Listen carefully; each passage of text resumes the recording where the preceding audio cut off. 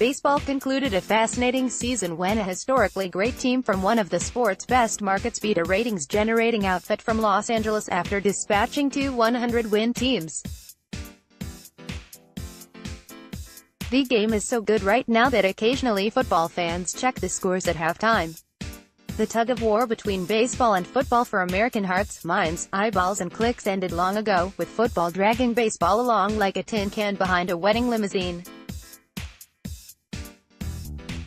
What changed this year is that football began winning the taste war on merit. With rules that enhance offense and quarterback health, the NFL is the most consistently thrilling sport in America. With rules that anger traditionalists and repel undecideds, baseball may have reached its nadir as a form of entertainment. What's strange about the descent is that as baseball's front office IQs rise, the game's Q score plummets. This isn't about ratings, necessarily. The NFL is built to win the ratings war, and popularity is not always a measure of worth. Baseball's problem is that it is going backward while the NFL is surviving some of its problems and solving others. Some of football's biggest hits may make you cringe, but at least you're willing to watch in the first place.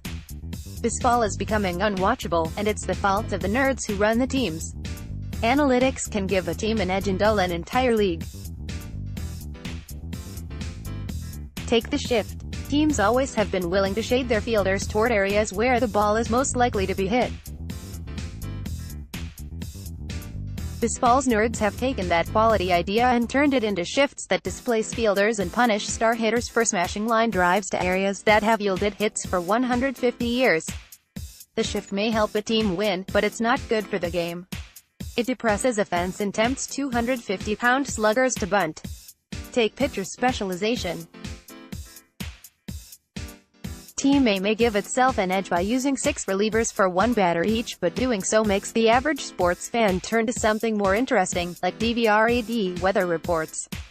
Pitcher specialization also imbalances the 25-man roster, meaning there are fewer pinch hitters available for late-inning situations. In my day, and Tom Kelly's, you could spend the middle innings anticipating where your team's great pinch hitter might bat. Today, Randy Bush has been replaced by a left-handed specialist who faces 4 batters a week. You know, what's his name? The modern hitting approach produces home runs, but also an immense number of strikeouts, walks and long at-bats.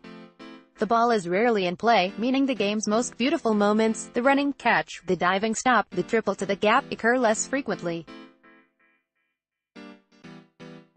Games are longer and yet contain less action. Going to a baseball game these days is like going to see The Rock in an action movie and having him pause every 5 minutes to read Hamlet's soliloquies. This was a fascinating baseball season for those not forced to watch the Twins. The Red Sox, Astros and Yankees won 100 games. The Indians, A's, Braves, Brewers and Rays were intriguing, but you knew if you wanted to watch a random baseball game on a weeknight you might not see the end of it, not if you had to be up before noon the next day. Meanwhile, the NFL has learned to protect its most valuable and watchable players and has produced an explosion of scoring and offensive innovation. Baseball, like football, needs to adapt to the times. Here are my proposals to improve the game. No more mound visits unless the manager is removing the pitcher from the game. Limit each team to 10 active pitchers each day. Allow a 3-pitcher taxi squad so a fresh pitcher can replace a worn-out pitcher on game day, and allow the taxi squad pitchers to contribute in extra inning games. Limiting the number of active pitchers would discourage the use of openers, require every pitcher to face at least 2 batters. This would lessen specialization and speed up games. Outlaw the change of position defensive shift.